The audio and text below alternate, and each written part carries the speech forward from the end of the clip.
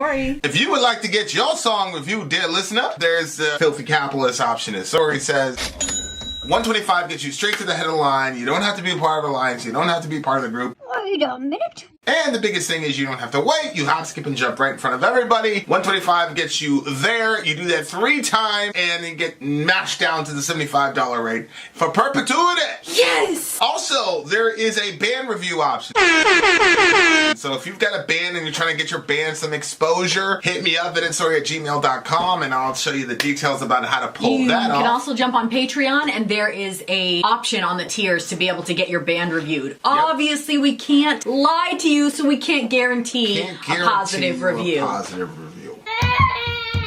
Get what you get. It's just rubbish. Rubbish. Rubbish. That's British for garbage. My favorite is the community option. $1 at the gate gets you in at Patreon. You get to join an alliance. The alliance joins their points together, and that helps determine what songs that we do. The alliances hang out on Discord. Message me on Patreon to get the link. And they do all kinds of other cool things. They do Minecraft, Dungeons and Dragons. Yeah. It's really a community within the community. Anybody can go in the village, facebook.com/VinandSorry. There's 160,000+ people on the channel. What's cool about the Discord is that it offers a real opportunity for community connection, friendship, that type of thing. And it's on Discord, so if you're not a Facebook person, it's for you. You start off at $1. Right. Plus you get exclusives. Sorry and I are working on a song. So the first 15 seconds of that was on Patreon. Also, at $15 tier and above, when we actually debut the video, they're going to be there live with us. There you are, dear listener. Farmers. And the child shall lead them to buy all much. Here we are, part 2. This is part 2, as Before promised. the rain, breaking Losers the waves. Before the rain, breaking the waves. This is for the big homie. Anthony. David. Shout out to Anthony. We usually have like a 10-minute limit, but it is what it is. We made an exception for the homie. If you want something beyond 10 minutes, email Sorry at whatever, and then you guys can figure out how to make that work. Having said that, this is Before the Rain, and what is it? Breaking the Waves is the name of this song. Yep. And let's go. Get this. This came on a little bit harder than before.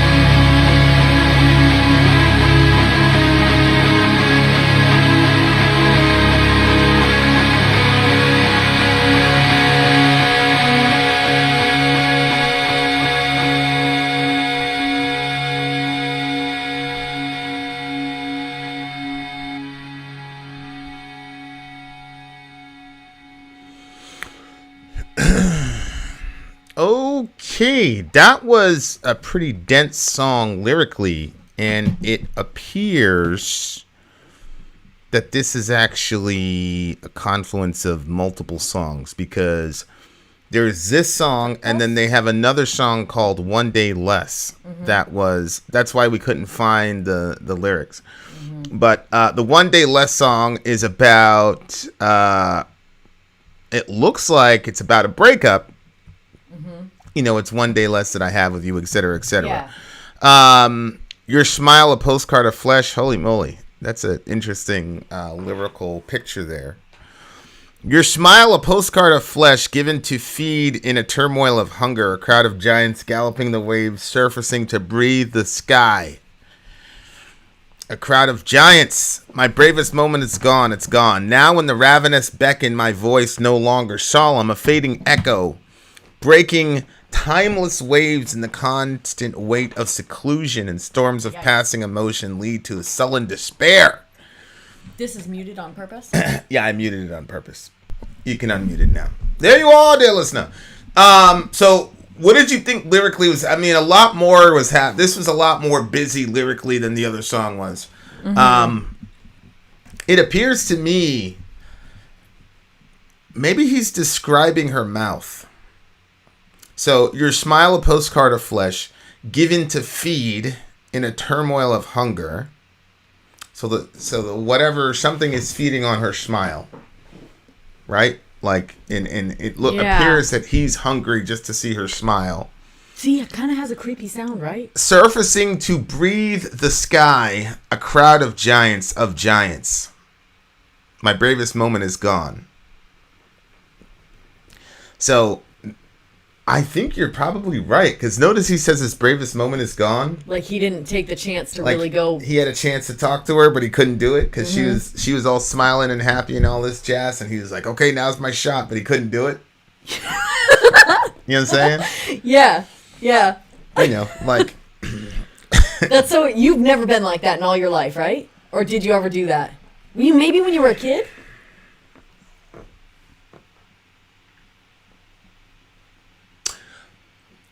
yeah, there was this girl, Denise Peralta, Okay. in the 7th grade. I bet you regret ignoring me now. So I was in Florida, Denise yes, Peralta. this is a high-powered black man. You missed out. Yeah, I'm a high value man. Okay, so but I ended up with a white girl. Okay, Denise, but it's funny because Denise was kind of, I think she was kind of Hispanic actually. She had a little bit of color to her. okay. But yeah, so we all had these pods. So it was my buddy, my baseball buddy. I forgot his name. And then there was this guy named Scott that all the girls were in love with. He had a Dallas Cowboys hat. Everybody was a Cowboys fan down there. It was kind of weird. I'm like, how are you guys Cowboys fans? Like, we're in Florida. Yeah. It didn't matter. Like, the Dallas Cowboys was like everything over there. So he used to have his little Dallas Cowboys. So we all sat together, and I thought Denise was like the prettiest thing in the world, man. I was like, oh my God, this girl is like you know. Yeah. I remember one time I was walking to the bus stop, and I asked God, I said, hey God, maybe you can make her like me. Oh. And yeah, we used to talk. She used to talk to me and stuff. And then as soon as Scott would sit down in our little cube, it was a wrap. So there you go. Oh. Scott's probably. Let me not say anything. Blue collar. Shout out to Denise. So why? Okay, hold on. So what was so great about this other guy? To be honest with you, I really don't know. Even as an adult, Even as an adult now, I really don't understand. I don't really, because I can tell objectively when a dude's like a good looking dude. Yeah, You know, that's like, why I'm asking. I don't, you know what I'm saying, and I don't have a problem saying that, but I didn't really feel like he was particularly, you know what I'm saying? It's just girl, everybody was in love with that dude. And then there was this other girl, her name was Jennifer something, and she was like the big like blah, and like I didn't even talk to her because like she's just so, you know what I'm saying? And but like she used to come to the baseball games and stuff, and like she was nice to everybody. Mm-hmm. She would talk to you, but like it was one of those things. It's like, you know, it's like meeting you on the channel. Like you kind of, I'm sure there's a lot of people like, oh, Sorry's hot, but like they were like, oh, she would never be. You know what I'm saying? So they don't even try. It's one of those situations. Like this Jenny girl was like the biggest fish in our little city. Everybody was talking about her and stuff. Yeah, so she came to our baseball games and stuff because, you know. But yeah, I never even tried to talk to Jenny. I didn't, you know what I'm saying? Like, it wasn't even. But what grade was that? It was all 6th, 7th grade. He was playing baseball. Okay, so in Florida. 8th grade forward, if you wanted it, you went for it. Oh, well, it was really when I moved from Florida to New York. When I moved from Florida to New York, then everything changed for me in that department. But prior to that, I was still. It's kind of like when you. It's kind of weird. When I was in Florida, I was Johan, and when I was in New York, I was Dorian. That's the easiest way to explain it. You know, because you. No, it wasn't bad. It's just it's just growing up. You know what I'm saying? But you know, in Florida, you're in sports. Well, I'm saying all the because time. I'm trying to like if I picture Johan like right now, I can still tease him a lot. Like. Yeah. I have so much fun teasing him. Yeah. Yeah. And like once he flips to the next level. No, I'm talking about as far as how it was with girls is what I'm saying. Yeah, I know, but you know how he is right now, like I could wrestle with him and he's you know what I mean? Like he's thinking about winning the wrestling match. You know what I'm saying? He's not trying to be like uncomfortable and you know what I'm saying? Oh yeah, and that's how it was. Like if honestly, there was this other girl, Latina girl that used to go to all my games, always wanted to talk to me, write me letters, and I was completely like clueless. My brother was like, "Yo, that girl's asking for you." Oddly enough, her name was Jennifer too. He's like, yo, that girl's asking for you. I was like, man, whatever, man. I didn't care. I was working on my swing. You know what I'm saying? Like, I didn't care about it at all. You know what I'm saying? But when we were because I was, you know, it's sports. So, that girl was I only associated her with sports. And when I was, like, playing, like, I was completely locked in. Like, we were trying to win. You know what I'm saying? But at school, you know, what are you going to do at school? Learn? Of course not. So, I mean, Denise is right there. So, you know, that was like... You know. Yeah, you're still like that to a degree. I've brought it up with you before. Sometimes I'll be like, let's wrestle.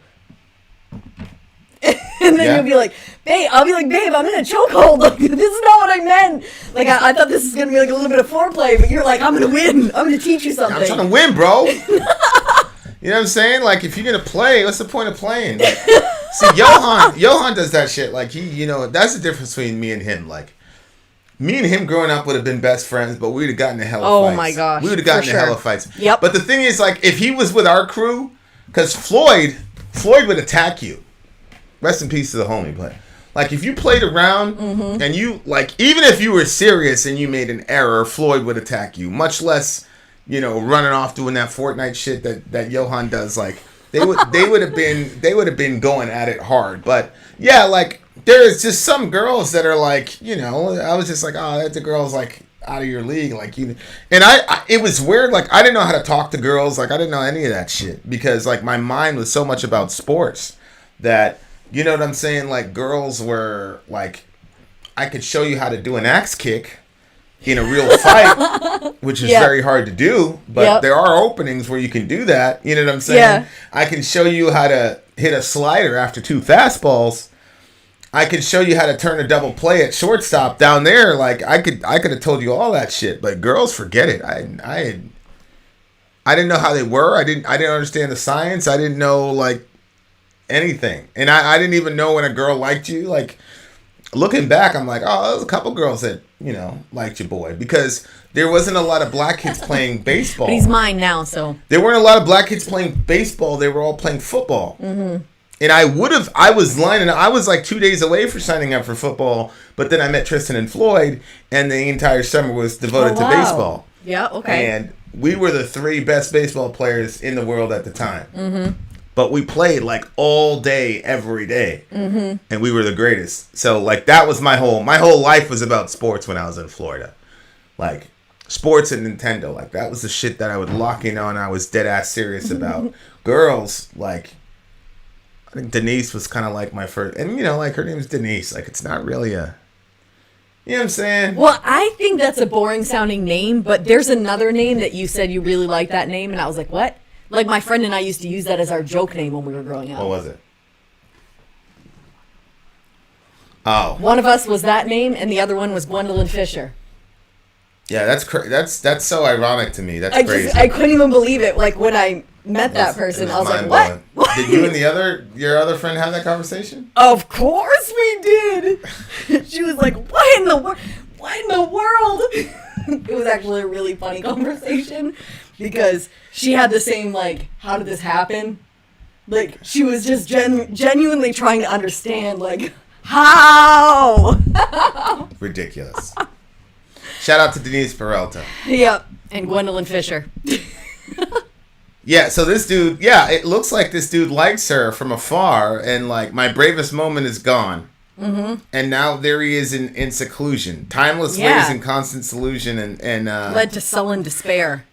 Nowhere but to the black shores of doom. My voice no longer solemn, just a fading echo. Your smile is strained from all the flesh, driven and seared in a turmoil of hunger. No longer giants galloping the waves, struggling to reach the sky. See, now he's given up. Before he was trying to reach the sky because she was so much above him. Now he's just given up. Yeah, and the question you got to ask yourself what's is, this? Epitaph? Write me a short epitaph? Yeah, it's like, like an epilogue? No, it's a short summary of the guy's life. Here lies so-and-so. Oh my gosh! Yeah. Yeah.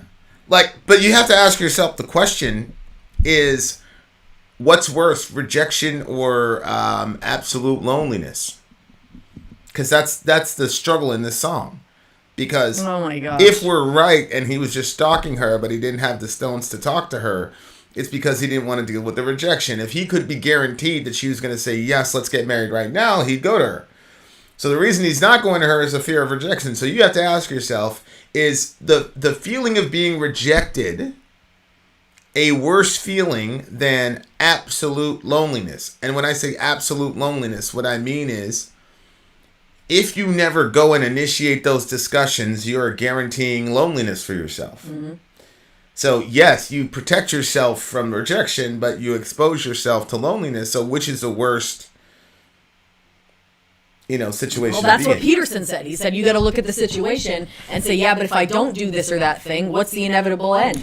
Well, yeah, the thing is like, you're definitely not going to go on a date or anything with her if you don't talk to her. Yeah, and that's my philosophy. I have the choose your hard philosophy, right?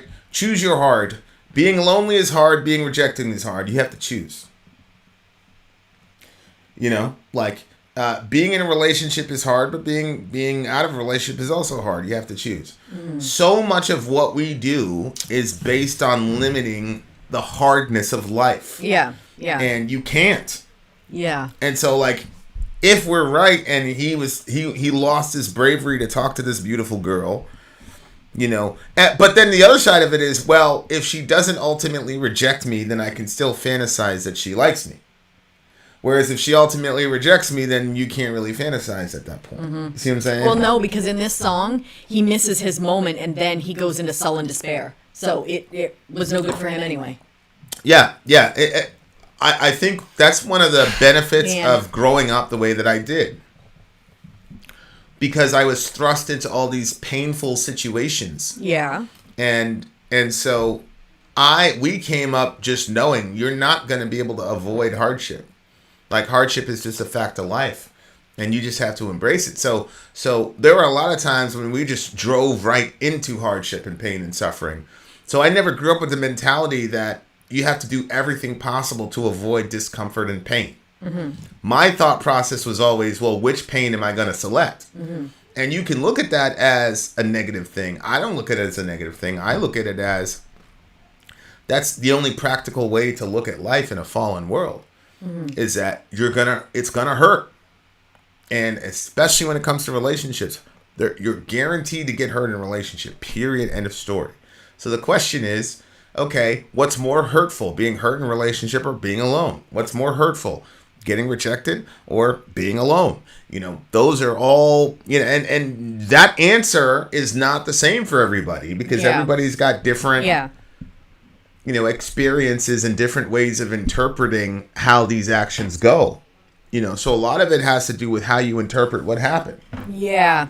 I think it's a difficult subject for us to talk on because... Who's us? You and I. Oh. Because like but basically both of us have that kind of alpha energy where if we want something, we're going for it. Yeah.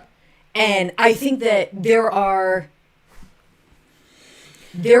certain people that are raised certain ways where they automatically just feel like they can't accomplish something, and then on top of that, like maybe their looks didn't go for them either, and they're just like a generally awkward person, and then they're a socially awkward person, which is worse than looking visually awkward, I think. Yep. And so you've just become this awkward person that nobody really feels like they want to be around. And I think that as time progresses and the older that you get, the more weird you can become as far as like kind of being like this sort of person that peers through the cracks at somebody. That's true. And that puts off That is another bout of really bad energy that people don't want to be around. And so you end up making it so that way everybody's keeping you at arm's length because you've allowed yourself to become such a weird person. I don't know, weird is probably not the best word, but you know what I mean? Like, people are uncomfortable around you.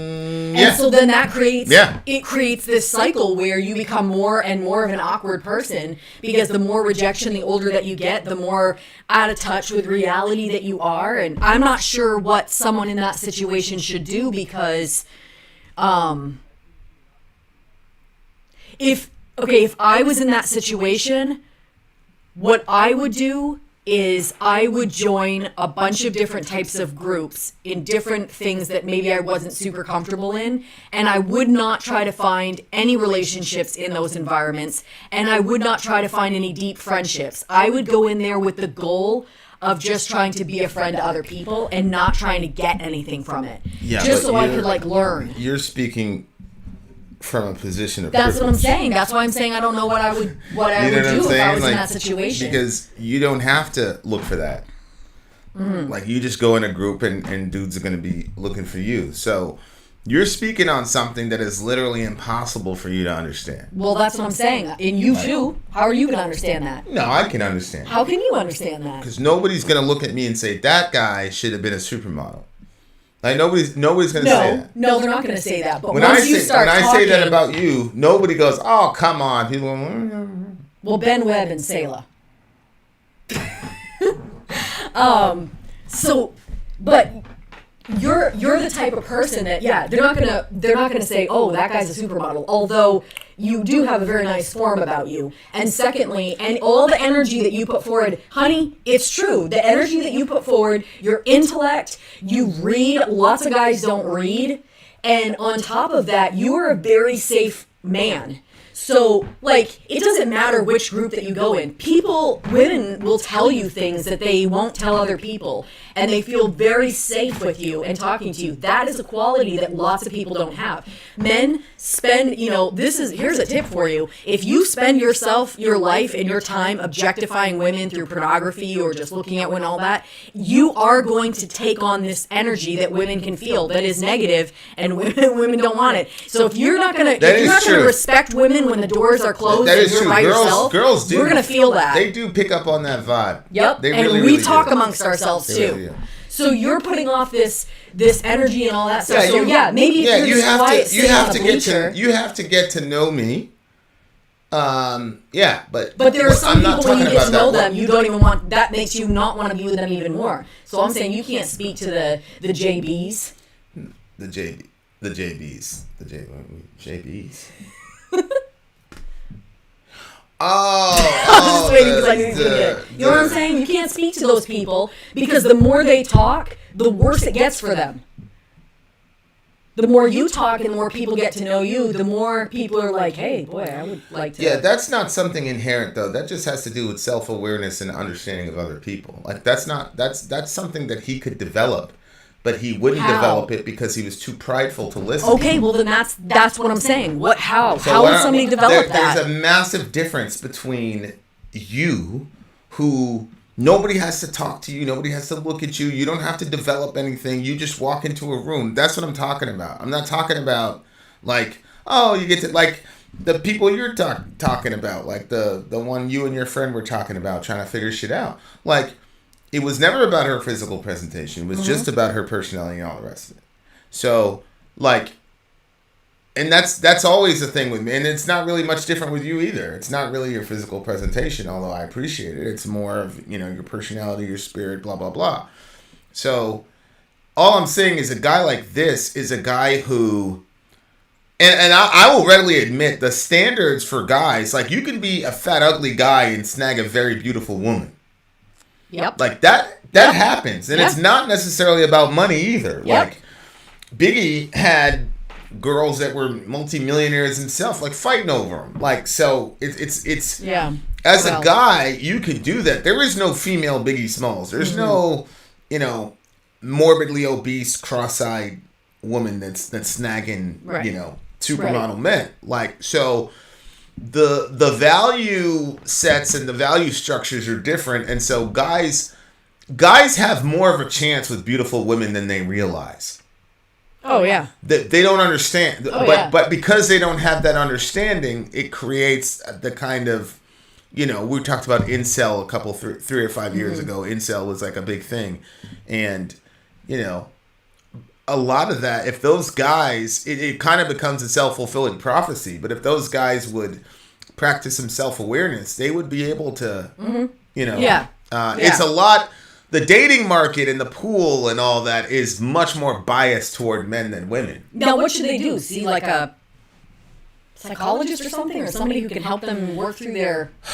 I don't think you need a psychologist. I just think that one of the dangers that happens is, especially like when you hit your 30s, if you hit your 30s and you're not with a lady, those guys start becoming extremely bitter. And then they start turning it on the women and blaming the women and being angry at the women, like that JB guy. I guess his previous girlfriend had broken up with him for some dude on a sex offender registry, and to him that was just he was rejected for you know, whatever, and I said, well, I mean, you sound like you deserve this girl more than the other guy did because you didn't commit that sin. And he said, absolutely. And he was full of all this bitterness. And I said, Jeremy, where did you get that from? Who told you deserve that? Yeah. And he couldn't receive it. I said, where in the Bible does it say that you deserve that? You don't deserve her. Like, she chooses you. I mean, the wise thing to do would have been to say, holy shit, this girl left me for a guy on the registry. What the fuck am I doing wrong? No, that's true. Or what the fuck is this guy doing right? That's true. Yeah. But because see, if I was in that situation, that's what I would do. And the reason is because that's what I do for everything. If I fail at something or if I miss something, I'm immediately going to research how to get better. But instead of him going to her and saying, what does this guy have that I don't, or what did I do, or whatever, he just couldn't take it. He couldn't deal with it. And so that created a bunch of bitterness and anger and all the rest of it. I mean, if this song continues in this direction, I mean, it doesn't look very good for this young lady. She said, sail me across black waters, my severed pride against the tide. Yeah. It definitely sounds like, you know, people... I think I had a correct assessment of what's happening here. Yeah, I think you're right. And, you know, people talk about, you know, hell hath no wrath like a woman scorned. And that's true, but holy shit, man.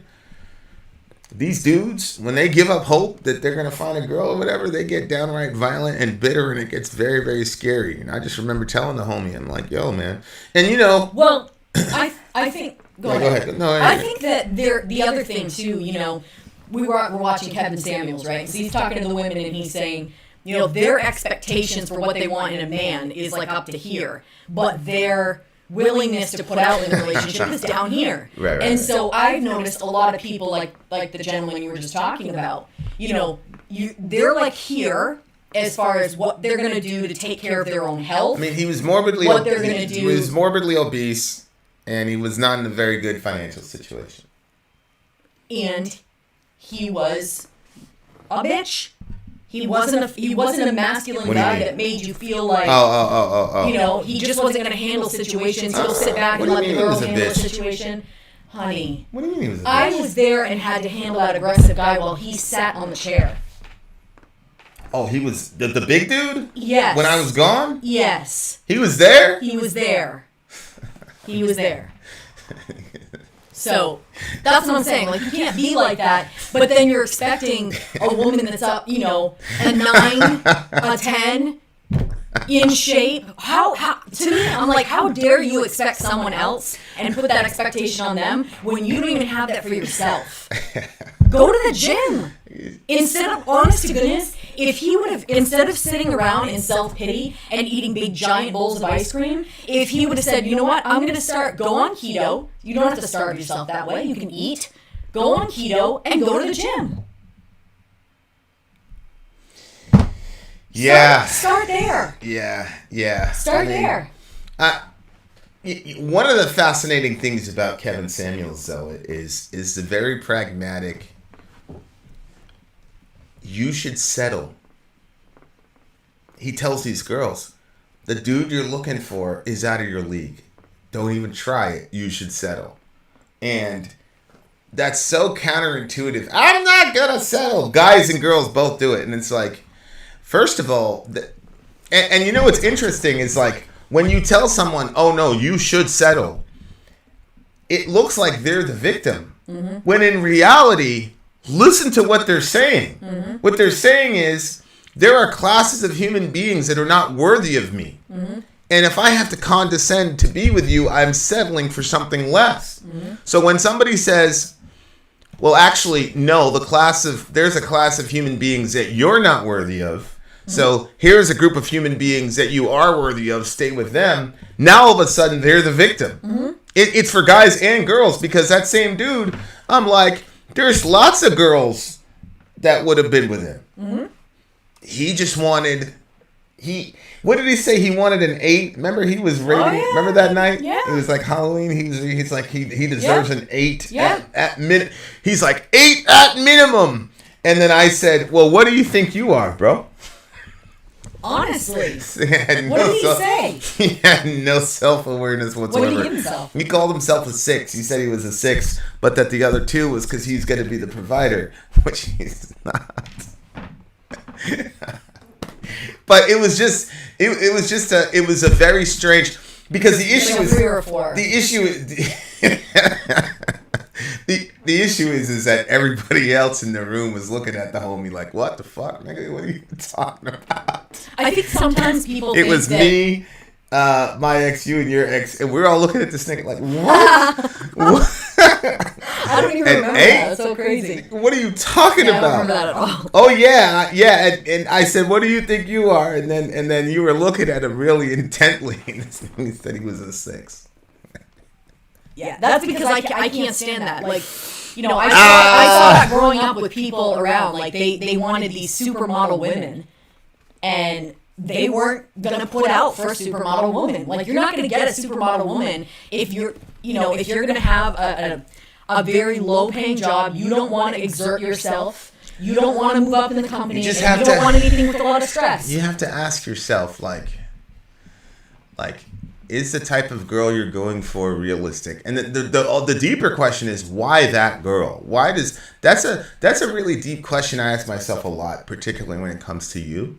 It's like, why her? Why has this particular person grabbed you at this level where you're so obsessive about them? And I think, because, I'm very, very big about self-awareness, man. So, like,